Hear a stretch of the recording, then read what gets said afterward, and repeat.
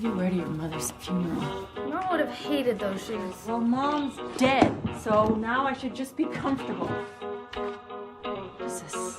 Turn over. Gotta focus. What are those dangly things? Udders? Turn over. Jesus, shut up! Still coming down from yesterday.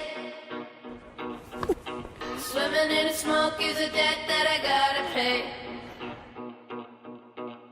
It's not a war if you never agree to I'll play. give the eulogy. Do you really think that it's the best idea? People want to cry at these things. You're like... Like what? I'm doing it. Just want everyone to know how incredible she was. She was Shira. Yeah. She was Xena. Oh, she was Jenna. Fuck yeah. Mama. People get away. The rent's a bitch to pay. I lay in bed awake, and I know I see better days.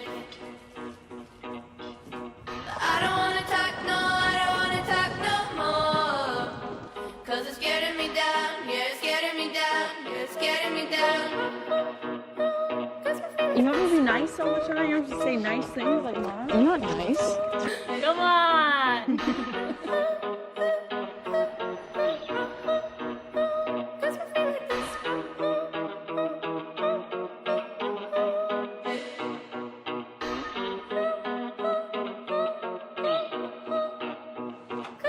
Hey, looking pretty good from up here. Go fuck yourself. Thanks. Jesus.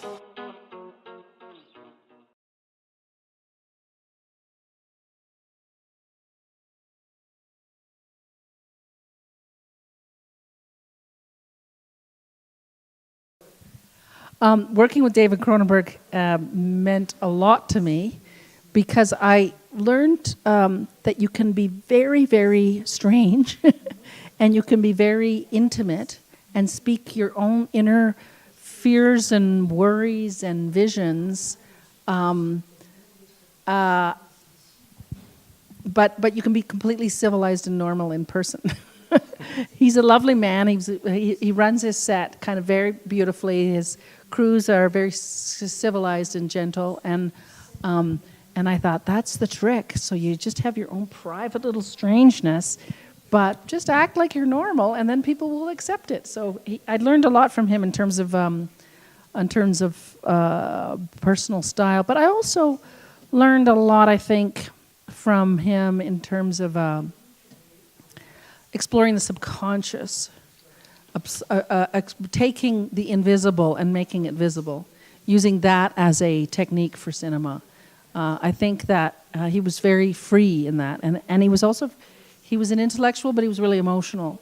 So I learned a lot from him. I have a lot to thank him for. I don't like horror movies. I don't like, like a lot of the work. The later stuff that was kind of more distant from the kind of horrific, it meant a lot more to me as a filmmaker, and but his method meant a lot.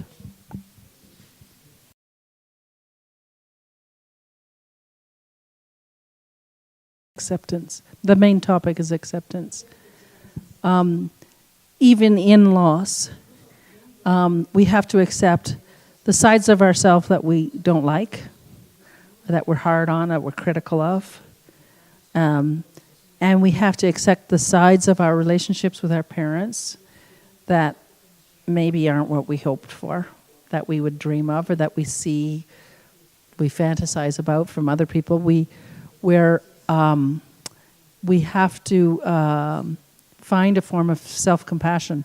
But, it's all done with humor, and it's all done with a very free form that I think reflects the messiness of the human mind and the messiness of the human heart that I think we also have to accept.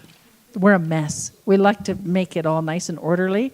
And even like cinema with its nice narrative, A causes B causes C with its causal relation, no life actually operates like that. That's us desperately trying to create order out of chaos.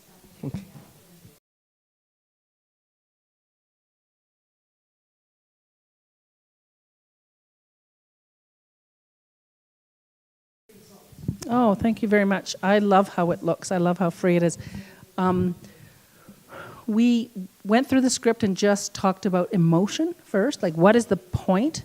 What are you feeling in this scene? Do you want to feel crowded? Do you want to feel exhausted? What's the feeling of the scene? And then we went through and talked about what's the point. It's very, and that second pass, actually, we talked about camera. I say, all right, this is about being locked into place and riveted, so it's just going to be one tableau. Okay, no, this is one about being reeling, so she's emotionally reeling. It's basically find the emotion of the main character and then find a visual equivalent of that. But I also just trusted my instinct and just say, I like this. I don't know what it means. I like it. It doesn't have to pass through the head.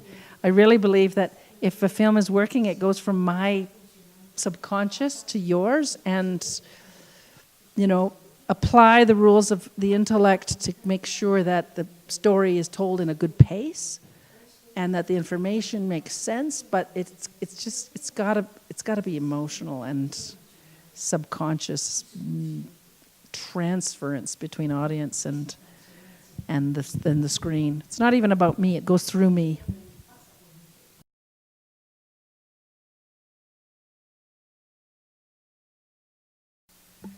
Well, that was a luxury to be able to work on that. And I don't usually work on that much television because I always think, well, you've already done the invention, what do you need me for? But this was a very free place to work. He is Gael Garcia. Bernal is very one of the most natural actors I've ever seen, and one of the most playful and inspired. Like, a lot of that language is ad lib. Like a huge percentage is ad lib, and he can take in the intent, and then he doesn't really need a lot of directing because he's so, he directs, he gets it all. And I'm also very humble as I come in as a director on a series. Like the characters, they know it better than you do. So all I can do is, find angles and maybe be a first audience. But yeah, he's a very, very special talent.